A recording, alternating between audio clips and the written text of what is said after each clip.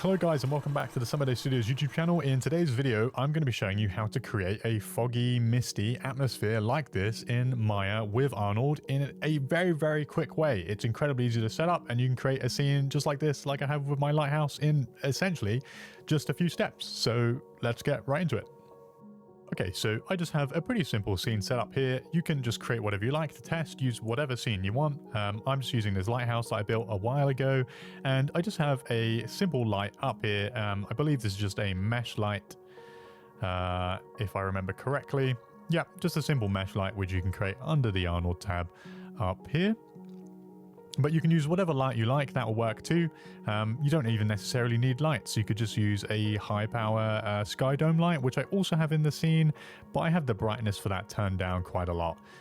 So light this however you like. That part is not particularly important, and I won't be getting too much into that in this video. This is more about just how to create that foggy atmosphere quite quickly. So let's say we want this whole area to be surrounded by fog. What we'll do is, what you probably don't expect is we're just going to create a cube. And by default, that cube's going to come in maybe a little small, depending on the size of your models. So I'm just going to scale up this cube so that it just encompasses kind of the whole scene. I'm going to press 4 on the keyboard to enter wireframe mode so we can see a little bit more easily what's going on. And then I might scale this down a little bit and just pull this up so that the bottom of this cube here is kind of at the bottom of where my lighthouse rock is. And if we were to go ahead and render this, obviously it won't look very good. It's just going to be a cube. But what we can do is, if we assign a new material to this, I'm going to hold down right click, assign new material. We're going to go to Arnold, and normally I would use an open PBR surface, but for whatever reason I found that doesn't always work very well with this method. So I'm going to use an AI standard surface. They are essentially the same material. They work very similarly. The OpenPBR surface is just a new, more universal format that's more compatible with other programs. But a standard surface will also work just fine. And just for the sake of it, I'm going to go ahead and rename this something like fog material. Okay. This is more of a placeholder. It's not really going to be doing much for the appearance of this. And if we were to go ahead and render this, you can see it's still just a cube. There's nothing crazy going on. We've got our lights in the background. Okay.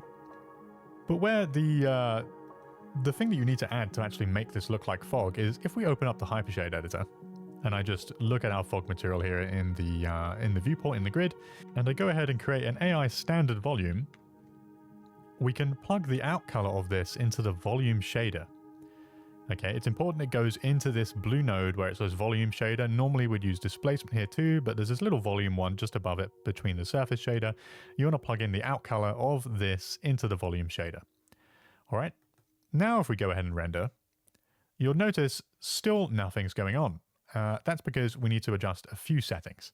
So to begin with, I'm just going to leave this rendering in the background. We're going to open up the render settings by clicking this little film gate up here, or whatever this is called, I can't remember, this little box. And by default, you'll not have the settings that you need, so you'll need to come down under where it says ray depth under Arnold Renderer, change this from, in the volume, by default it'll be 0. Make sure you change that to something like at least 1. I'm going to go ahead with 3. Okay, and the higher this is, the more detail you're going to get, but also the higher the render times. Okay, so just bear that in mind. And we're still not getting anything.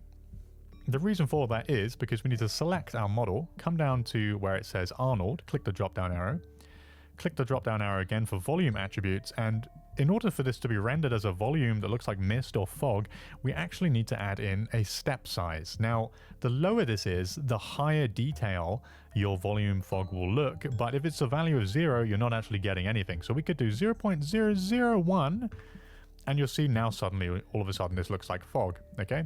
0.001 is incredibly high detail. For this, we probably don't need it to be that high, so I'm just going to set it to 1. Okay, you can see this now looks a bit more like fog, but it's incredibly dense fog. This is looking like, black smoke, right? Coming out of like a coal chimney or something. So in order to adjust that, we're going to go back to the Hypershade editor and we're going to select that AI standard volume that we created earlier. And you can see here we have this density slider under volume right at the top, and by default that's going to be set to 1. We could increase it, but we want to be able to see through this fog a little better. So I'm going to go ahead and set this to 0.1. You can see now this is looking a lot lighter right? Still very dense, like an incredibly dense fog that you might get in the early mornings in the colder, like northern hemisphere. But you can see the light from the lighthouse. Okay, if I was to reduce this down to something even lower, like 0.005, you can now see we're starting to get the effect I had right at the beginning. This was like a very atmospheric, misty, kind of spooky sea front. And you can see the bottom of this rock is really just disappearing. We could make this a lot lighter. Just put it down to 0.1, where now we're getting a bit more mild, kind of potentially more realistic, standard misty type foggy morning.